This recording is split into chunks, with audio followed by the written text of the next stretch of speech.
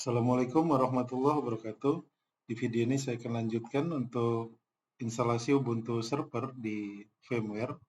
Jadi untuk VMware ini merupakan salah satu virtualisasi ya, yang bisa kita jalankan banyak sistem operasi. Jenis yang lain juga ada VirtualBox, ada Proxmox, dan lain-lain ya. Jadi untuk tahapnya, terlebih dahulu kita download ya di laman resmi dari VMware. Kemudian kita install, nanti untuk installnya sederhana ya, kita tinggal next ya, dan next untuk proses instalasinya. Kemudian setelah itu kita download juga untuk Ubuntu Server ataupun sistem operasi lain yang mungkin kita butuhkan. Ketepatan di sini saya sudah install untuk VMware dan Ubuntu Server. Kalau untuk VMware kita bisa akses di laman resminya ya, vmware.com, kemudian di menu produk. Kemudian kita bisa gunakan yang desktop hypervisor ya. Kita bisa gunakan workstation player atau yang pro. Untuk yang player ini kita bisa gunakan selama 30 hari. Kalau untuk permanen kita bisa membeli license-nya ya untuk menggunakan yang permanen. Nah, ada beberapa sistem operasi yang disupport untuk VMware ini. Kita bisa lihat dari Windows 10, Windows sebelumnya juga Windows XP ya. Kemudian ada Ubuntu dan lain-lain ya untuk sistem operasi. Nah, di menu produk tadi kita bisa download free ya selama 30 hari untuk workstation player 17 ya. Di sini kita bisa go to download, kemudian kita pilih bisa versinya ya, versi berapa yang kita butuhkan. Ini misalnya untuk Linux, ini untuk Windows 64 bit ya, kita bisa download. Nah, kemudian setelah itu kita download juga untuk Ubuntu. Di laman resmi Ubuntu kita bisa akses ke Get Ubuntu. Di sini kita bisa pilih untuk desktop, kemudian server ya. Di sini saya sudah download untuk Ubuntu server. Kita tinggal download ya. Kemudian nanti ada otomatis untuk proses downloadnya ya. Kalau di Chrome ini seperti ini. Ini saya cancel ya. Nah, selanjutnya kalau sudah di-install untuk firmware-nya kita bisa akses ya. Di sini saya ketepatan menggunakan untuk firmware yang Pro ya. Ini juga kita bisa coba selama 30 hari ya. Nah, di sini untuk prosesnya pertama kita klik file ya, kemudian new virtual machine, kemudian kita pilih custom, kemudian ini biarkan untuk default ya. Kemudian yang kita pilih di install from ini, kita pilih installer this image file ISO ya. Sini kita search atau kita browse ya tempat Ubuntu atau sistem operasi lain yang sudah kita download tadi, kemudian kita open, kemudian kita next. Nah, ini untuk penamaan bisa kita buat ya. Misalnya ini saya buat untuk penamaannya server Ubuntu ya. Kemudian untuk location-nya, di sini kita tentukan path-nya ya di drive komputer atau laptop kita. Ya, mungkin yang lebih banyak yang free-nya ya, kita bisa tempatkan. Kemudian kita bisa next. Nah, kemudian untuk prosesor, di sini ada number of prosesor secara rekomendasi ya. Yang direkomendasikan itu 2 untuk prosesor virtualnya. Kemudian number of core per prosesor 1. Kemudian kita next. Nah, untuk memori virtualnya ini direkomendasikan 2 GB ya. Ini saya next. Kita bisa sesuaikan dengan kebutuhan kita ya, karena semakin besar semakin bagus nanti untuk performa ketika kita melakukan aktivitas ataupun konfigurasi di sistem operasi yang akan kita lakukan, yang kita akan buat ya. Kemudian di sini untuk network connection kita pilih use bridge networking. Di sini bisa kita pilih NAT atau yang lain ya sesuai kebutuhan juga. Jadi di sini nanti untuk topologikalnya saya di laptop saya antara Ubuntu server dengan laptop saya, local area connection saya di sini ya, itu saya buat satu network nanti. Jadi IP yang ada di komputer yang didapatkan dari router yang ada di tempat saya itu saya buat untuk atau saya lokasikan satu network. Ketika kita menggunakan bridge networking ya. Nah, kemudian di sini untuk I/O controllers ya, untuk sistem komputer, sistem interface ya atau SI ini. Sini rekomendasinya kita pilih LSI logic ya, kemudian next. Nah, untuk virtual disk type-nya kita direkomendasikan juga untuk memilih SGSI ya. Kemudian next, di sini juga kita next. Nah, untuk maksimum disk size ini, sini rekomendasinya 20 GB, kita sesuaikan ya, kita bisa tambah misalnya 80 ya, atau berapapun itu sesuai dengan kebutuhan yang kita butuhkan. Ini saya next dan ini juga next ya. Kemudian finish. Kita tunggu untuk proses bootnya ya, untuk Ubuntu servernya. Kemudian untuk proses instalasinya, di sini kita pilih try or install Ubuntu server ya.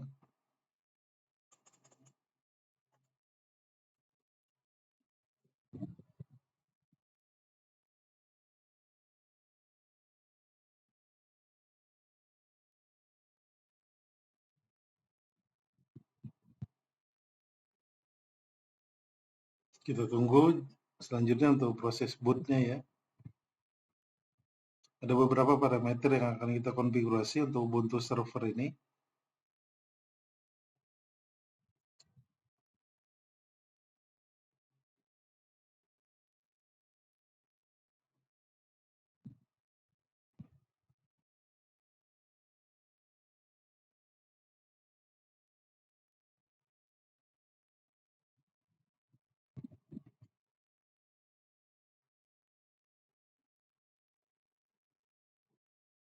Nah, untuk tahap pertama yang akan kita konfigurasi adalah biasanya untuk language-nya ya, atau bahasanya. Kita bisa sesuaikan, misalnya menggunakan bahasa Indonesia atau bahasa Inggris.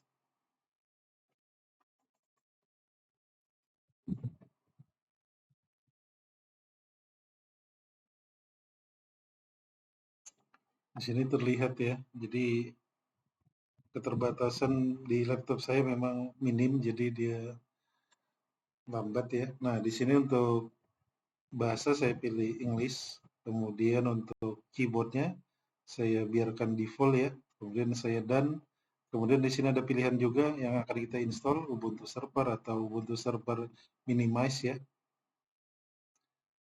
Kemudian ada juga ada tambahan untuk option untuk third party-nya ya, untuk driver. Ini juga kita bisa install nanti setelah proses selesai juga ya.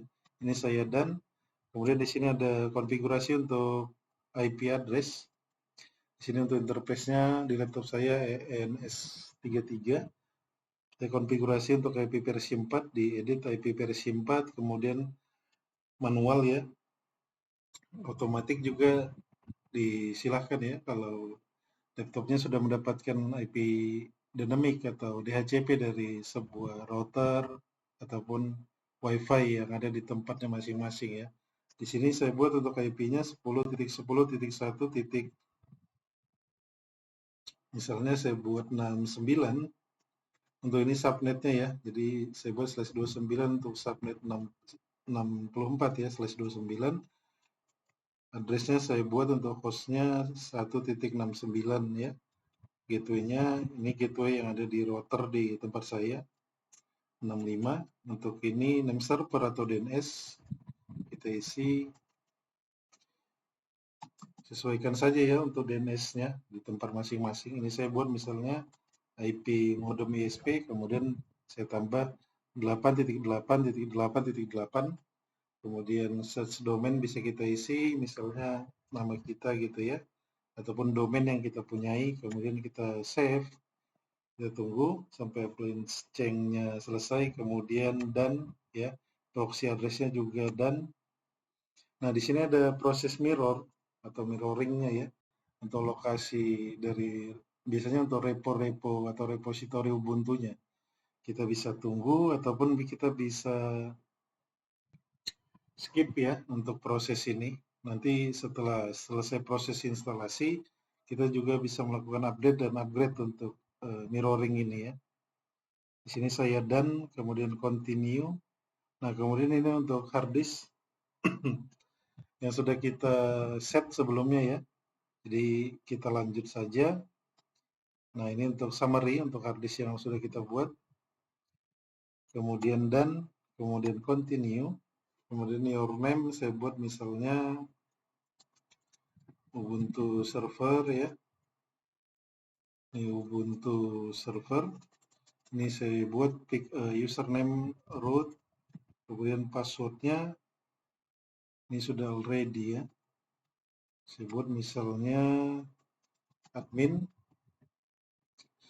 Passwordnya admin 12345. Samakan ya untuk password keduanya. Kemudian done ya. Oh, admin juga saya buat misalnya Ubuntu Damanik saya buat misalnya ya.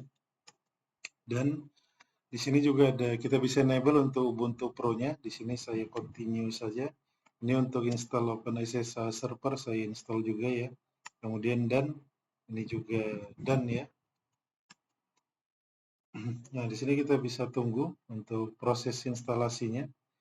Butuh waktu ya biasanya di sini.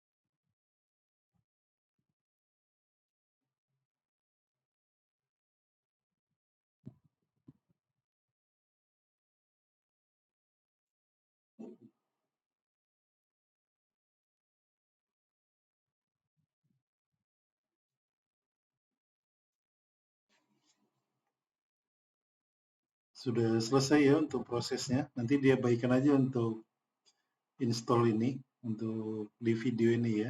Ini sekarang kita reboot now. Kita tunggu untuk proses bootnya kembali ya.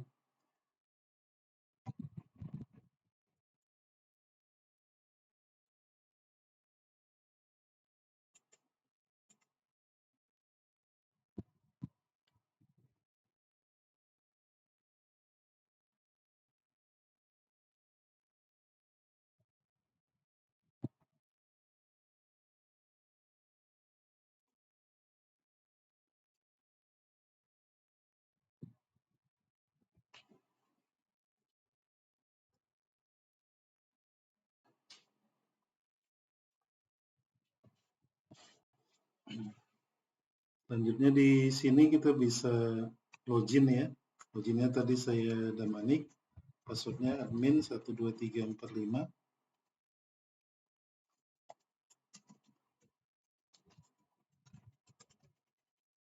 Kita bisa lihat IP address yang sudah di-set tadi, 10.10.1.69 ya. Jadi dari laptop saya, ini bisa kita akses ya.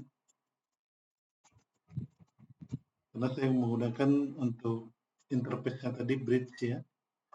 Jadi saya dengan mudah, atau kita bisa dengan mudah akses misalnya menggunakan putih ya.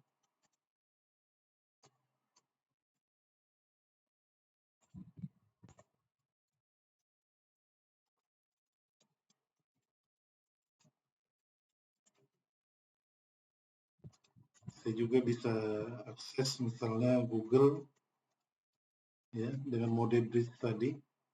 Seperti itu ya untuk proses instalasi Ubuntu Server di VMware-nya. Silakan ditanyakan kalau ada kendala. Terima kasih.